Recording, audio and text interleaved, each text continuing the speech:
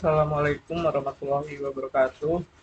Sebelumnya izin memperkenalkan diri, nama saya Arman Faraji, NPM 2115061 dari kelas PIB. Di sini saya akan mengulas kembali materi tentang materi dari Artificial Intelligence atau kecerdasan buatan. Apa itu kecerdasan buatan atau AI? Itu merupakan suatu sistem komputer yang dirancang pada mesin agar mesin tersebut memiliki otak sehingga dapat berpikir dan berinteraksi layaknya seperti manusia atau uh, acting humanly. Maksudnya yaitu mengamati kemampuan mesin untuk melakukan sesuatu yang cerdas. Lalu kecerdasan itu thinking humanly.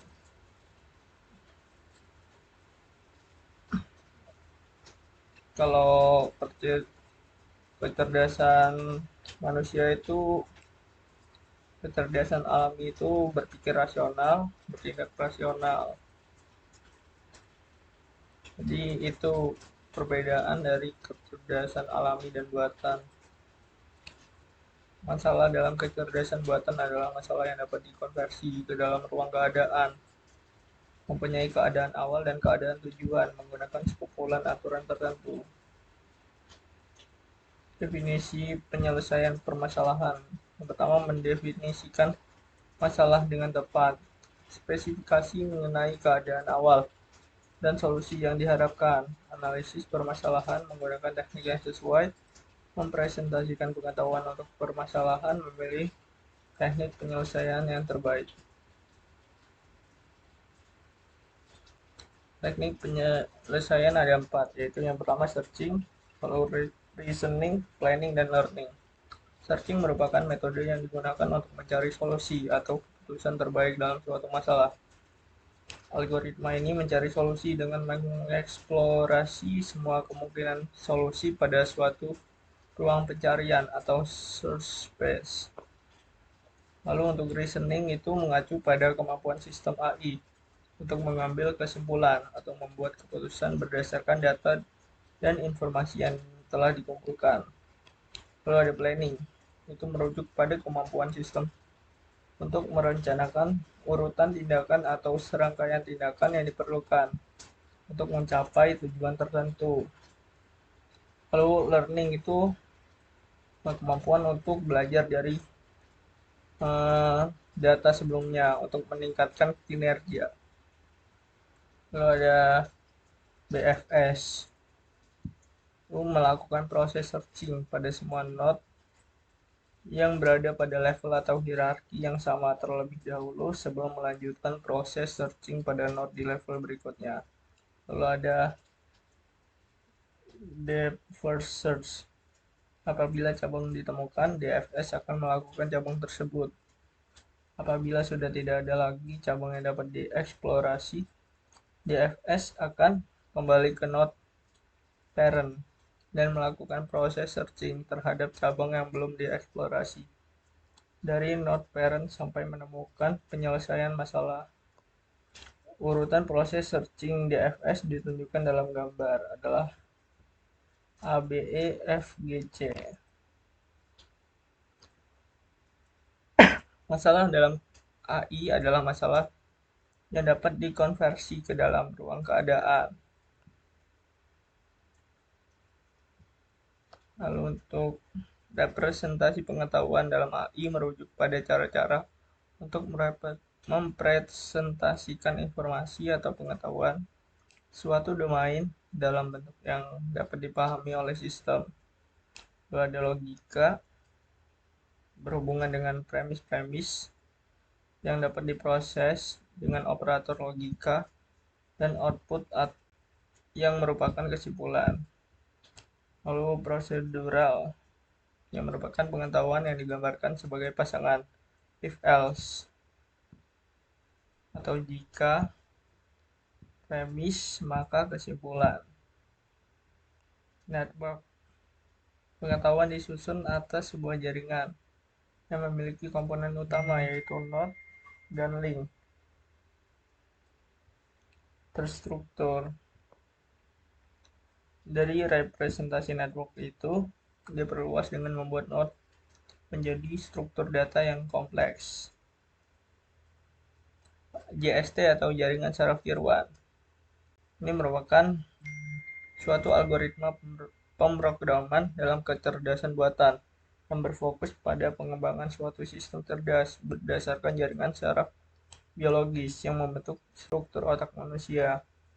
Pada otak manusia sendiri terdapat neuron-neuron yang terhubung antara satu dan lainnya, serta saling mengirimkan informasi. Konsep penerapan JST ada input, ada hidden lapisan tersembunyi, ada output, hidden layer. Penggunaan lapisan non-linear dalam JST memungkinkan jaringan untuk menangkap hubungan yang kompleks dan tidak linear antara input dan output.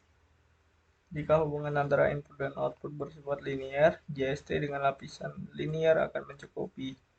Namun jika hubungan tersebut bersifat non-linear, penggunaan lapisan non-linear dalam JST diperlukan untuk memperoleh pemodelan yang lebih akurat dan mampu membedakan pola-pola yang rumit dalam gambar.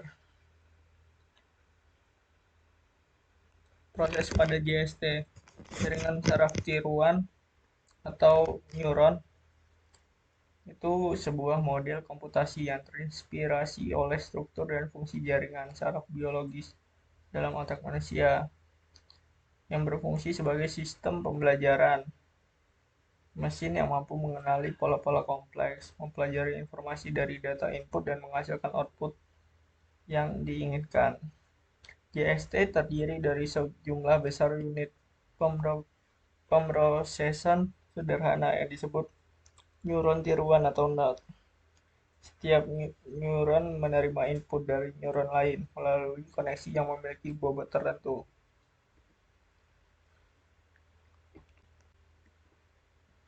Komponen penyusun JST ada input, target, output, dan bobot. Input atau masukan merupakan data yang nantinya akan melewati setiap layer pada arsitektur pada jaringan saraf tiruan. Input akan diproses melalui JST dan akan menghasilkan output. Input dapat berupa angka, teks, gambar, atau suara. Target merupakan suatu hasil yang diinginkan dalam proses JST. Target sudah ditentukan bersamaan dengan data agar ketika proses JST berjalan maka suatu output akan dicocokkan dengan targetnya. Output itu merupakan hasil dari nilai input setelah melewati layer-layer sebelumnya. Lalu ada bobot yang merupakan suatu nilai yang digunakan setiap neuron dalam menghitung dan menghasilkan output berdasarkan inputan yang sudah diterima sebelumnya. Lalu ada bias, merupakan nilai tambahan pada JST yang fungsinya agar suatu JST dapat lebih fleksibel dalam memodelkan dan menentukan target yang dituju. Lalu ada learning rate dan fungsi aktivasi. Ini merupakan input, lalu kemudian ada bobot W1, W2, W3, lalu ada hidden layer.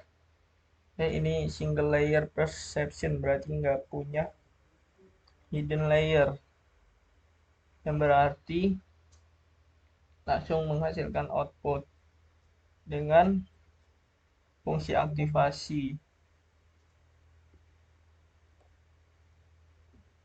Lalu ini merupakan multi layer perception, di mana ada input, lalu terdapat bobot, lalu di tengahnya terdapat hidden layer, yang kemudian dibiaskan untuk menghasilkan output dengan fungsi aktivasi.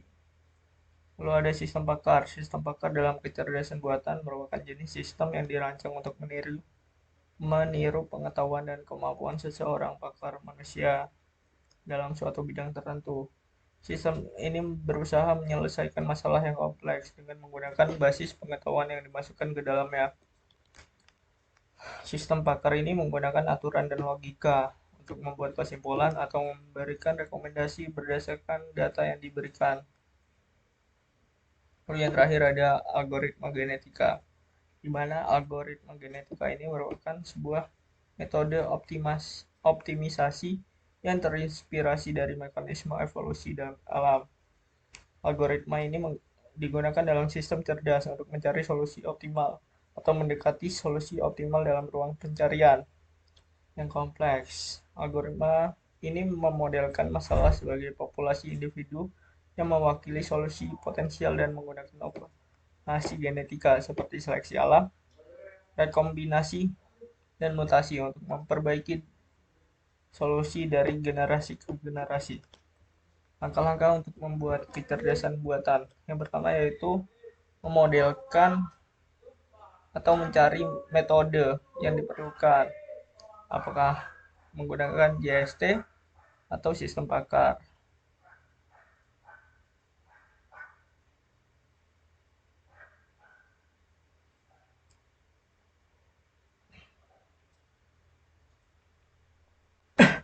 Lalu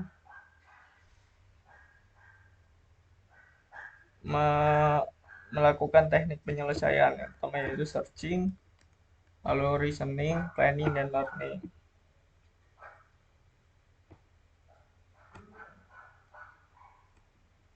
Lalu menginputkan data-data yang diinginkan agar menghasilkan output yang sesuai. Sekian dari saya, kurang lebihnya mohon maaf. Wassalamualaikum warahmatullahi wabarakatuh.